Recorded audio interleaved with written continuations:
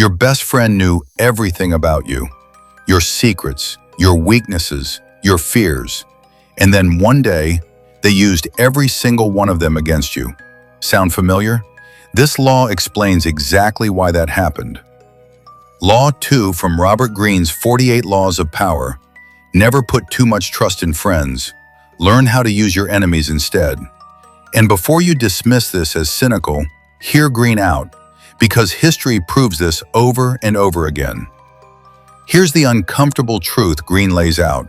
Friends are dangerous not because they're evil, but because of envy. The closer someone is to you, the more they see everything you have, your success, your opportunities, your life. And over time, that proximity breeds resentment, even in people who genuinely love you. An enemy, on the other hand, has something to prove. If you bring a former enemy into your circle, give them a chance, show them trust, they will work twice as hard to prove they deserve it. They have no hidden resentment, no buried jealousy, just gratitude and a burning desire to demonstrate their loyalty.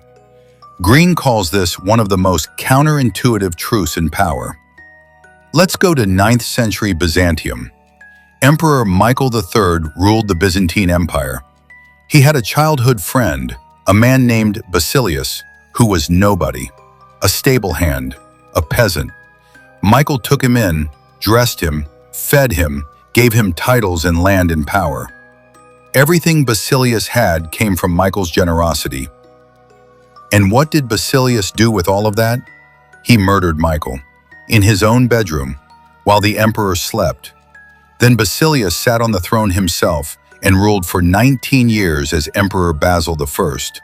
The man Michael saved from poverty, the man who owed everything to his generosity, that man killed him. Greene explains the psychology precisely. Basilius didn't betray Michael despite his gratitude. He betrayed him because of it.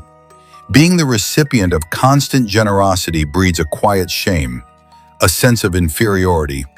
Over time, that shame curdles into resentment, and resentment, given enough time and opportunity, turns into action. Now look at Coriolanus, the Roman general. He was exiled by his own people, his own city. The citizens he had fought and bled for threw him out. So what did he do?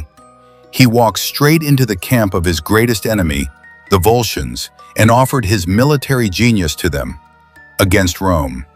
His former enemy welcomed him, gave him an army, and nearly destroyed the city that betrayed him. Greene's point is sharp.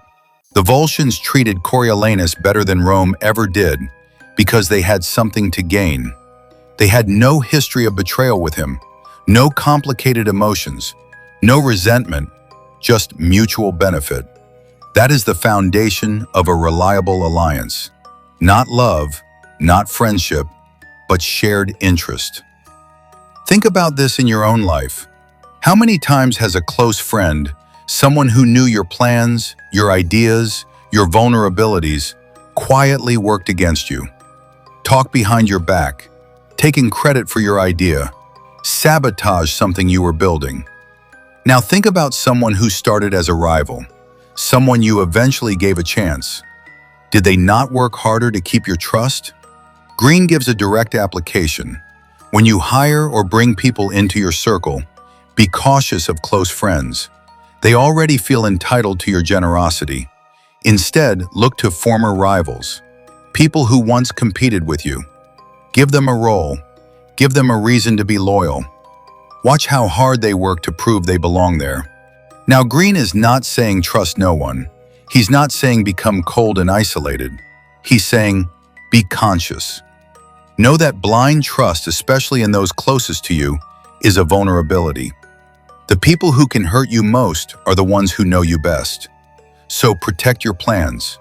Keep your intentions private, and never assume that friendship alone makes someone safe. The first key Greene gives us: look for people who need this relationship as much as you do. A former enemy turned ally needs the partnership to work. They have everything to gain and everything to lose. That self-interest makes them reliable. Pure friendship, on the other hand, can afford to be careless. Key 2. Watch closely for the signs. When a friend starts making small digs at your success, when they seem distracted or uninterested when things go well for you, when praise comes just a second too slow, these are the early signals of envy curdling into something more dangerous. Don't ignore them. Don't explain them away. Adjust your trust accordingly.